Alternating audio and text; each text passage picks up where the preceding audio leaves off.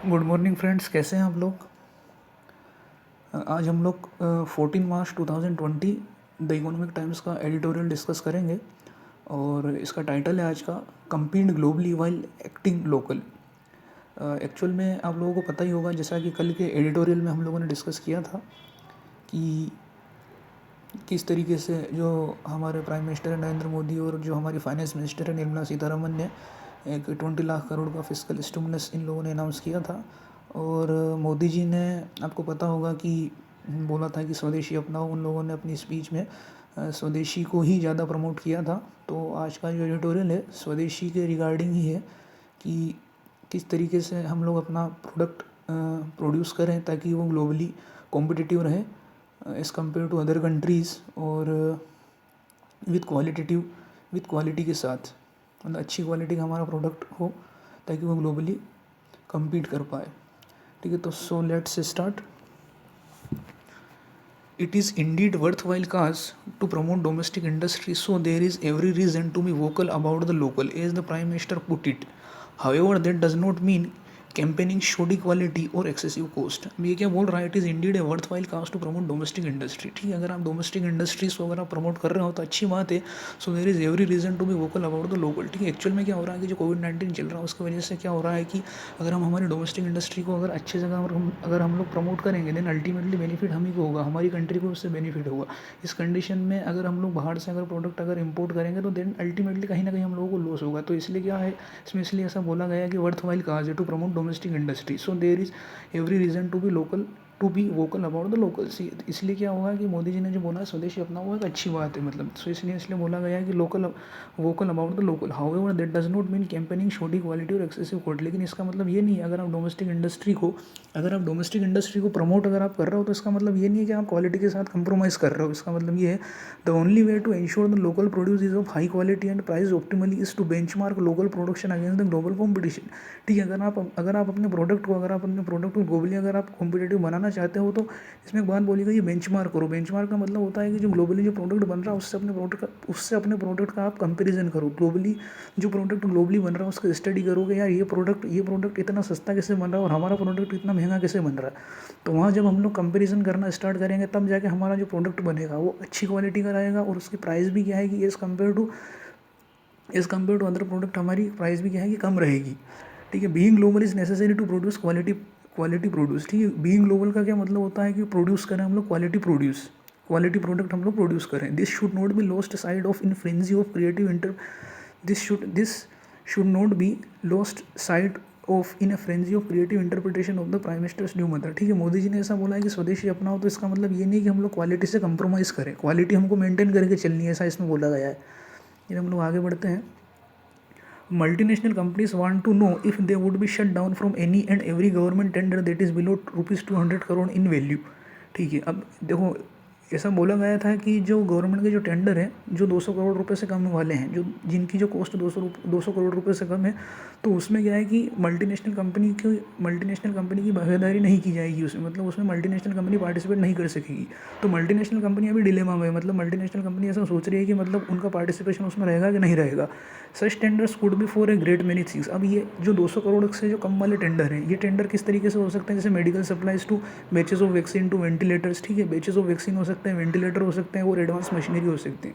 ठीक है, ये जो इसमें बताया गया है, कौन से बैचेस ऑफ वैक्सीन, वेंटिलेटर्स और एडवांस मशीनरी, ये प्रोडक्ट कौन से हो सकते हैं, जो गवर्नमेंट के जो टेंडर है 200 करोड़ रुपए से कम वाले। तो मल्टीनेशनल कंपनी ऐसे सोच रही है कि मतलब वो उसमें उनका पार्टिसिपेशन रहेगा कि नहीं रहेगा। If this foreign company worries are valid, if this foreign company worries are valid, India would be forgetting the experience of the reform days when a range of Indian companies existed, including in India's public sector, merely to import practically every single value added component, add in some local screws and come up with high priced indigenous product to install as local campaign. ठीक है, अगर ऐसी बात है तो India अगर ऐसा सोच रहा है कि भाई अगर 200 करोड़ रुपए से कम का अगर कोई गवर्नमेंट टेंडर है तो उसमें जो मल्टीनेशनल कंपनी की भागीदारी हम लोग नहीं रखेंगे, तो इसमें ऐसा बोला जा रहा है कि जो इंडिया जो अपने प्री रिफॉर्म के जो डेज थे, इंडिया अपने प्री रिफॉर्म के डेज के बारे में भूल रहा है। उस समय एक्चुअल में क्या होता था कि जो बहुत सारी इंडियन कंपनीज थी वो क्या करती थी कि बाहर से प्रोडक्ट इंपोर्ट करवाती थी, अपने आप असेंबल करती थी और मार्केट में उसको प्रोड्यूस करती थी। लेकिन अल्टीमेटली क्या होता था, लेकिन और वो प्रोडक्ट प्रोड्यूस करने के बाद ये लोग बहुत प्राउड फील करते थे कि हम लोगों ने इंडिजिनियस प्रोडक्ट प्रोड्यूस किया। लेकिन आगे हम लोग चलते हैं, the country and it's industrial potential gain nothing from such spurious indigenisation, ठीक है। लेकिन कंट्री को और उस कंपनी को, लेकिन ऐसा ऐसा सब कुछ करने से, कैसा सब कुछ करने से, जैसा अभी मैंने आपको बताया कि बाहर से हम लोगों ने वो बाहर से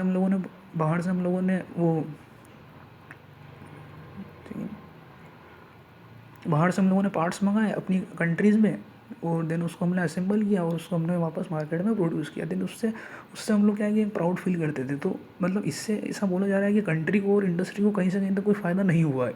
Indian industry has to spend on R&D, master high quality production value and keep upgrading its human talent and compete against the best in the world to emerge true world beaters about whom Indian can be proud and vocal all honesty, ठीक है। अगर India को देखो, अगर India को अगर globally अगर compete करना है तो कंट्री को एक्चुअल में क्या करना होगा कि उसके रिसर्च एंड डेवलपमेंट पे, उसकी कंपनी इंडस्ट्री को अपने रिसर्च एंड डेवलपमेंट पे स्पेंड करना होगा, मास्टर हाई क्वालिटी प्रोडक्शन रखना होगा, मतलब प्रोडक्शन की जो क्वालिटी बहुत ज़्यादा अच्छी रखनी पड़ेगी, ठीक है। और उसको जो ह्यूमन टैलेंट है, जो इंडिया का जो ह्यूमन टैलेंट है उसको है अपग्रेड रखना पड़ेगा ताकि हम लोग ग्लोबली कम्पीट कर पाएंगे। ऐसा नहीं हो रहा है कि सिर्फ हम लोगों ने बाहर से हम लोगों ने क्या है कि मतलब वो बाहर से हम लोगों ने प्रोडक्ट मंगाया और उसमें थोड़ा कुछ फेरबदल किया और बाहर वापस हम लोगों ने उसको मार्केट में प्रोड्यूस किया। देन ऐसा करने से ना कंट्री को बेनिफिट होगा ना हमारी इंडस्ट्री को बेनिफिट होगा। एक्चुअल में क्या करना होगा, R&D पे वर्क करना होगा, हाई क्वालिटी का प्रोडक्शन करना होगा, और जो हमारा ह्यूमन टैलेंट है उसको क्या है अपग्रेड करना होगा ताकि जो हमारा इंडिजिनियस प्रोडक्ट है उसके बारे में हम ग्लोबली सबको क्या है कि अच्छे से बता पाएँ कि ये हमारा प्रोडक्ट है। आगे हम लोग बात करते हैं, India can not gain global quality with a broken power system. India अब इसमें ऐसा बोल रहा है कि इंडिया जो है ग्लोबल क्वालिटी को क्या है कि मतलब गेन नहीं कर सकता with a broken power system. जैसे कि ब्रोकन पावर सिस्टम का क्या मतलब है, bank too scare to lend. जो बैंक है बहुत डरे हुए रहते हैं लेंडिंग के रिगार्डिंग। डिसफंक्शनल बॉन्ड मार्केट, हमारा जो बॉन्ड मार्केट है डिसफंक्शनल है, मतलब प्रॉपर हमारा वर्क नहीं कर रहा है हमारा bond market. And custom clearance, ठीक है। कस्टम क्लियरेंस अगर कोई कंपनी, अगर जैसे हमारा कस्टम क्लियरेंस का काम जैसा आप लोगों को पता होगा काफ़ी टाइम यहाँ पर लगता है, कस्टम क्लियरेंस के रिगार्डिंग काफ़ी यहाँ पर टाइम लगता है। And ship turnaround at ports taking several times as long as in other countries. We have to fix this to boost the local, ठीक है। तो इन सब चीज़ों को हम लोगों को फिक्स करना है। अगर हमको हमारा लोकल प्रोडक्ट, जो हमारा लोकल प्रोड्यूस है, जो लोकल प्रोडक्ट है या फिर जो हमारा लोकल प्रोड्यूस है उसको अगर हमको बूस्ट करना है तो ये जो हमारा जो ब्रोकन पावर सिस्टम है इसको भी हम लोगों को इम्प्रूव करना होगा।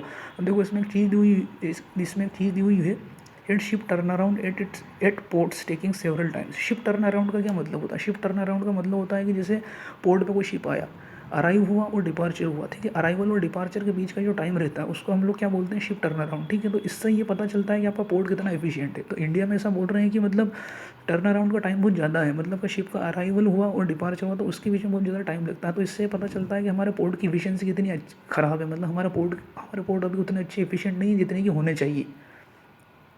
तो ये था हमारा आज का द इकोनॉमिक टाइम्स एडिटोरियल का एनालिसिस। आई होप आप लोगों को अच्छा लगा होगा और इसी तरीके से आगे भी हमारे एडिटोरियल आते रहेंगे। सो कल एक नए एडिटोरियल के साथ हम लोग मिलेंगे। Thank you friends. अच्छा लगे तो लाइक कीजिएगा और शेयर कीजिएगा।